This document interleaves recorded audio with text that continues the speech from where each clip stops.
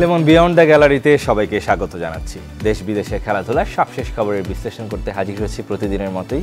আজকে আপনাদের সাথে আছি রেদওয়ান শেখ। দর্শক নিশ্চয়ই জানেন যে বাংলাদেশে ক্রিকেটে একটা ব্যস্ততম দিন। আজকে প্রিমিয়ার লিগ চলছে, সেদিকে নারীদের ভারতের বিপক্ষে নারীদের খেলা রয়েছে আজ, এবং পাশাপাশি বাংলাদেশ জিম্বাবুয়ে সিরিজ শুরু হবে এবং অনুশীলনও চলছে চট্টগ্রামে। আমরা ওভারঅল বাংলাদেশের ক্রিকেট নিয়ে আজকে আলোচনা করব। আমাদের সাথে সেই আলোচনায় আছেন জাতীয় দলের সাবেক অধিনায়ক এবং বীর মুক্তিযোদ্ধা রকিবুল হাসান। রকিবুল ভাই, আপনাকে স্বাগত আমাদের আজকের আয়োজনে। দর্শক, এবার মূল আলোচনায় ফিরব। খালেদ মাহমুদ সুজনের নিশ্চয়ই মন্তব্যটি শুনছিলেন রকিবুল ভাই। আপনি নিজে একজন আম্পায়ার এবং আম্পায়ার না, আমি দুঃখিত, আপনি রেফারিংয়ের কাজ করে থাকেন এবং আপনি সেই ম্যাচ রেফারি ছিলেন সেই ম্যাচটাতে, প্রাইম ব্যাংক এবং মহাডানের ম্যাচটাতে, যে ম্যাচ নিয়ে আসলে এত আলোচনা সমালোচনা হচ্ছে, জেসি যে ম্যাচে আম্পায়ারিং করেছিলেন। আপনি যদি একটু সুজন ভাইয়ের সাথে আপনি একমত হবেন কিনা, কিংবা তার মন্তব্যের জেরে আপনার কোনো কিছু বলার আছে? ধন্যবাদ আপনাকে। অসাধারণ আম্পায়ারিং করেছে দুজনেই, জেসি এবং টিঙ্কু। এটা আমার তার কোনো আত্মীয় না, কিছু না। এবং আমি যখন কোনো কথা বলি আমি খুব পর্যালোচনা করে বুদ্ধি বিবেচনা করে করি। ইট ওয়াজ এ ব্রিলিয়েন্ট আম্পায়ারিং ওই দিন ম্যাচে হয়েছে। এক, অভিজ্ঞতার কথা বলেছেন, তো একজনকে চাকরি করতে গেছেন, সে চাকরি মানে ব্রিলিয়েন্ট স্টুডেন্ট, কিন্তু চাকরি দেয় না তাকে, বলে আপনার তো অভিজ্ঞতা নাই। স্যার, আমি তো চাকরি পাই না, তো অভিজ্ঞতা হবে কেমনে? এখন এই যে সে আমাদের জেসি, তার সম্বন্ধে কি আমরা সবাই জানি? হয়তো জানি না। আমি জানি না সুজন জানে কি না যে সে ইন্ডিয়ান প্রফেশনাল লিগে আম্পায়ারিং করে আসছে।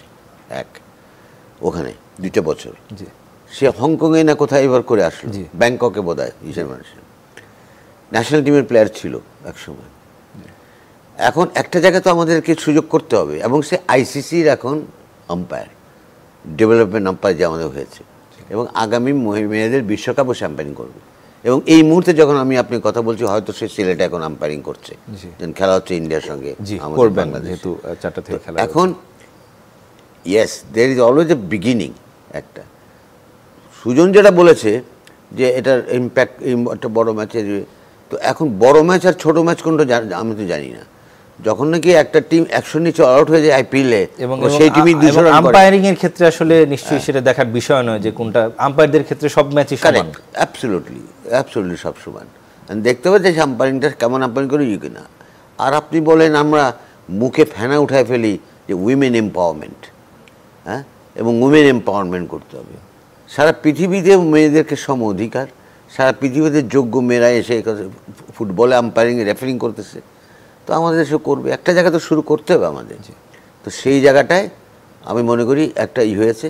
তাহলে তো প্রধানমন্ত্রী, মাননীয় প্রধানমন্ত্রী, ওনাকেও আমরা বলবো যে আপনি তো মহিলা, আপনি বাইরে থাকেন, আমরা ছেলে প্রধানমন্ত্রী বানাবো। এটা তো হবে না।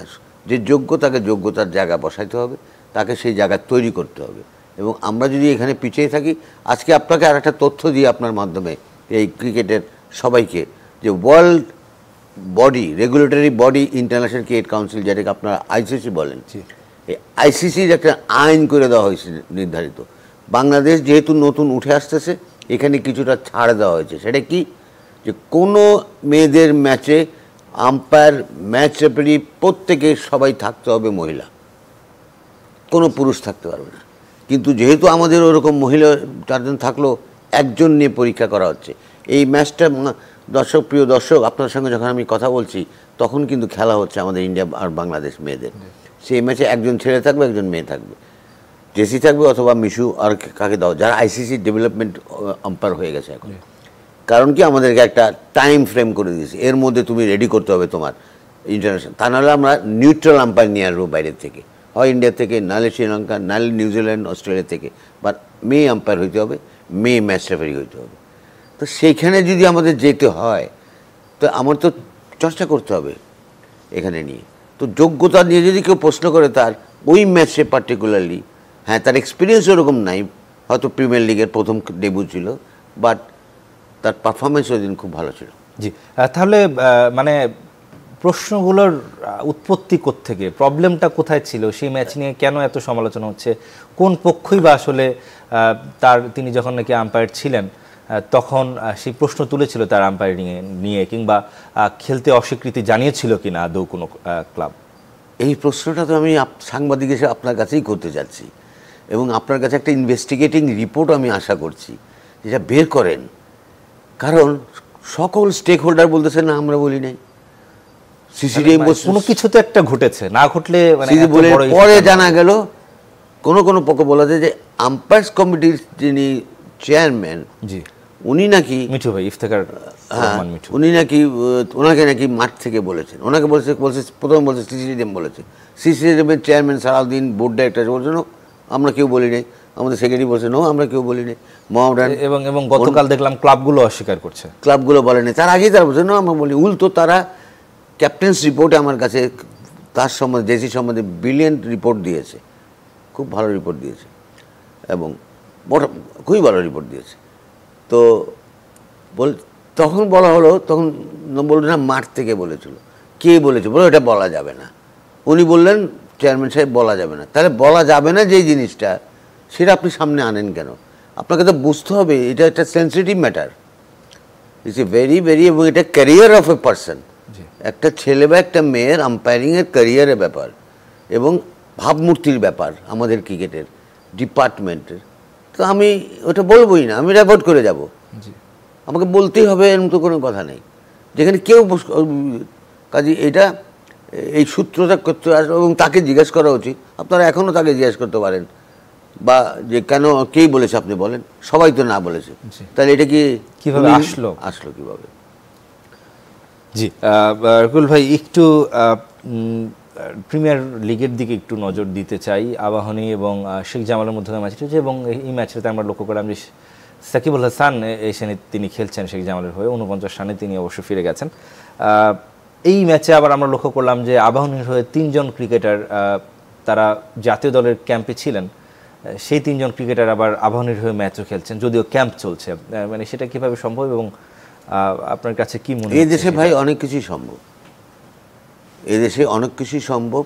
আমি কেউ নির্বাচনে যাবেন না, উপজেলা নির্বাচনে আপনারাও যাবেন না, পরে দেখা গেল যে সব ফাইল করে বসছে। এক দলের তো 73 জনই অবদ্ধ হয়ে গেল, আমরা যাব। এটা হলো নেগেটিভ সেন্সে বলতেছি, মানে ইনডিসিপ্লিন।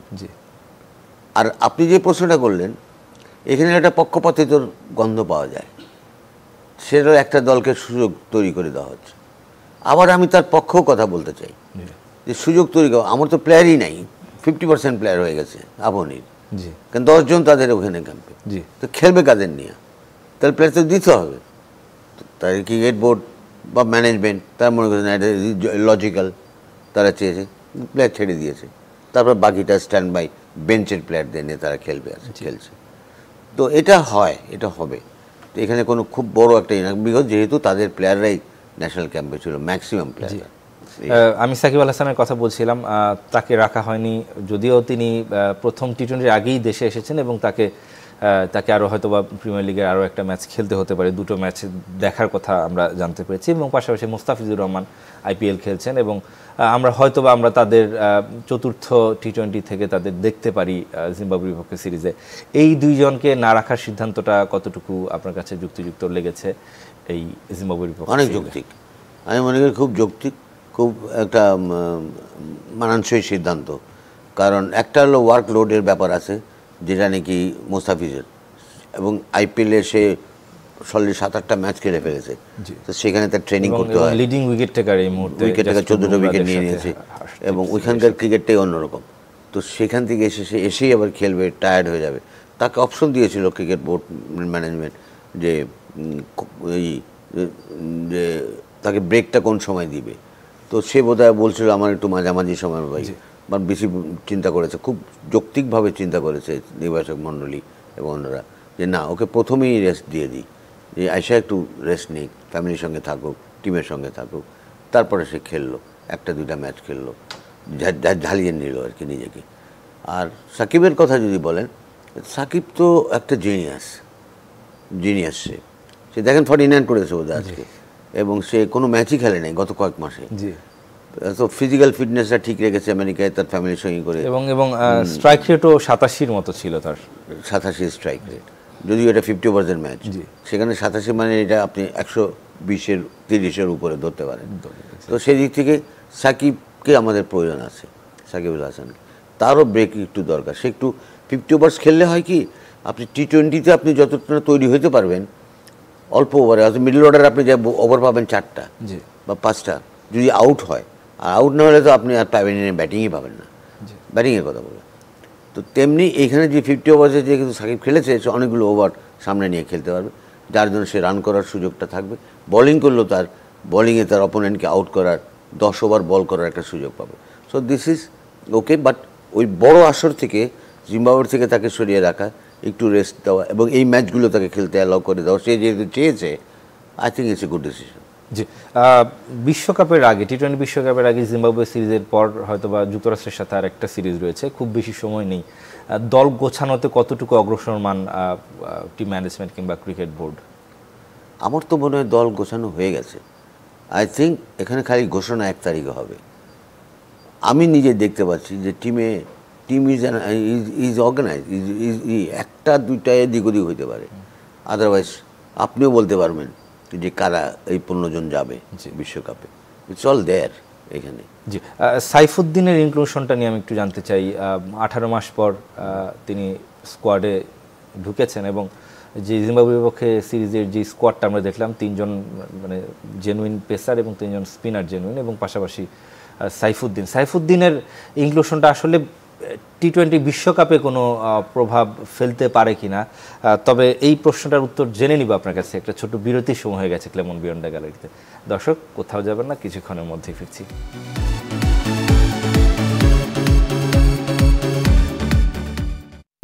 দর্শক, ফিরলাম ক্লেমন বিয়ন্ড দ্য গ্যালারিতে। আমরা আলোচনা করছি দেশের ক্রিকেট নিয়ে। প্রশ্ন ছিল বিরতির আগে, সাইফুদ্দিন কতটা ইম্প্যাক্ট ফেলতে পারেন বিশ্বকাপে, টি-20 বিশ্বকাপে, কিংবা তার আসলে স্কোয়াডে থাকার সম্ভাবনা আপনি কতটুকু দেখছেন? যদি সে ফিট থাকে, আমার বিশ্বাস সে স্কোয়াডে থাকবে। এবং আপনি নিশ্চয়ই খুব কাছ থেকে এই প্রিমিয়ার লিগের খেলা দেখেছেন। এই প্রিমিয়ার লিগ শুরু নয়, তার প্রথম থেকে সাইফুদ্দিনকে আমি বলি the Ben Stokes of Bangladesh cricket. ইংল্যান্ডের যে নায়ক, সব বড় বড় বিজয়ের নায়ক হলো বেন স্টোকস। সেই বেন স্টোকস বাংলাদেশের লেফট হ্যান্ড ব্যাটিং করে সাইফুদ্দিন, পাওয়ার হিটিং, তারপরে good late out swing, in swing.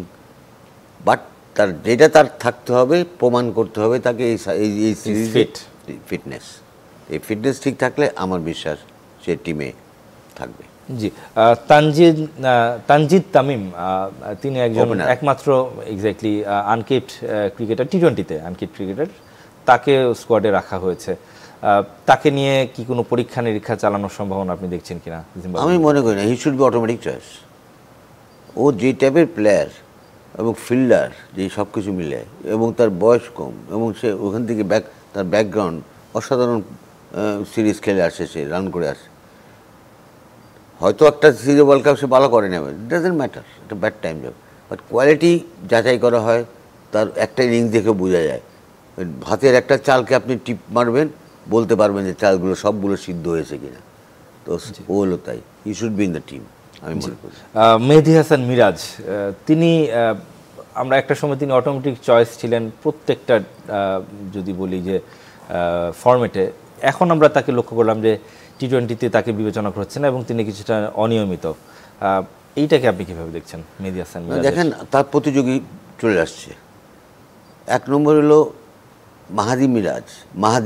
Sheikh মাহাদি, তার প্রতি একদম তার ঘাড়ে নিঃশ্বাস ফেলতে ফেলতে এখন সে তাকে সরিয়ে দিয়েছে এবং পারফরমেন্স দিয়ে সরিয়েছে।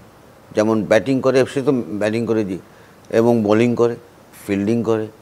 সিলেক্টররা মনে করেছে যে ও will be more effective turner, তার বল টার্ন বেশি করে, মেহেদির টার্ন ওরকম। বাট আমি মেহেদিকে খাটো করছি না, সে অসাধারণ একটা প্রতিভাধর খেলোয়াড় এবং বাংলাদেশে তার অবদান অনেক।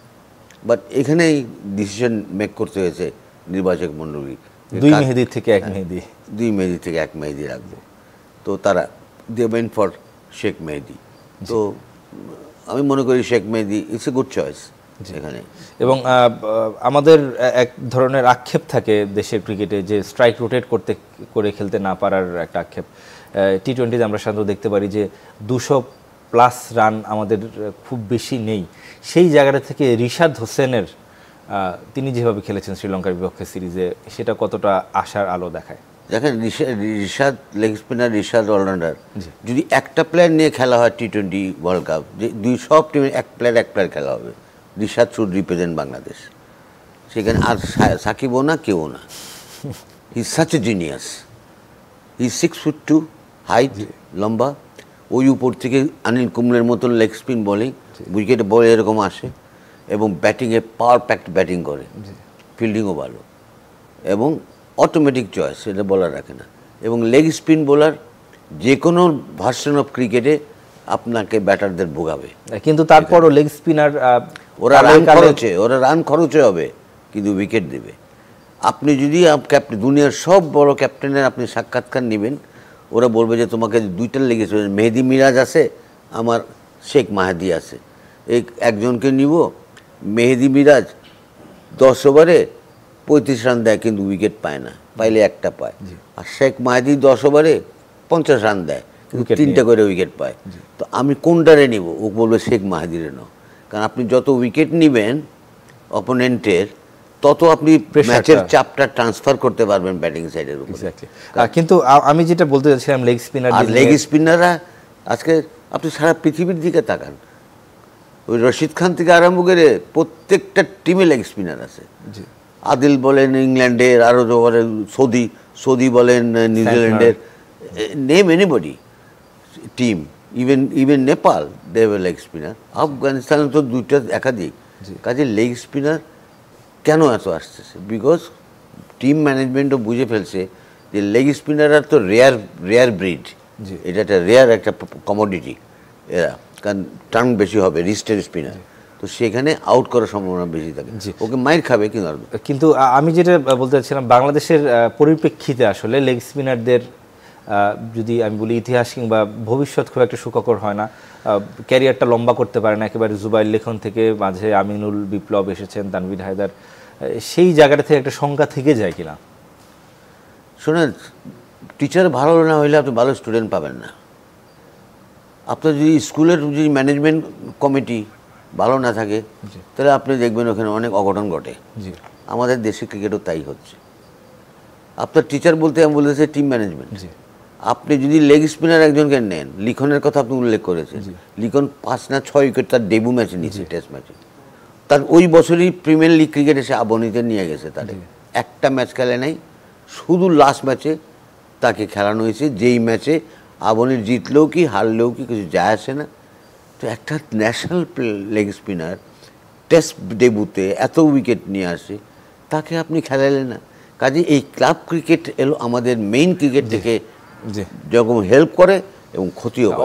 অবশ্যই এই বিষয়গুলো নিশ্চয়ই যারা কর্তৃপক্ষ আছেন কিংবা যারা টিম ম্যানেজমেন্টে আসেন, তারা নিশ্চয়ই আসলে তাদের সেই উপলব্ধি করার সময় অনেক আগেই এসেছিল, কিন্তু তারা যেহেতু টি-20 বিশ্বকাপকে সামনে রেখে নিশ্চয়ই তারা ভালো মতোই বুঝতে পারবেন। শেষ করতে হচ্ছে ক্লেমন বিয়ন্ড দ্য গ্যালারি। ভালো থাকবেন, সুস্থ থাকবেন সবাই।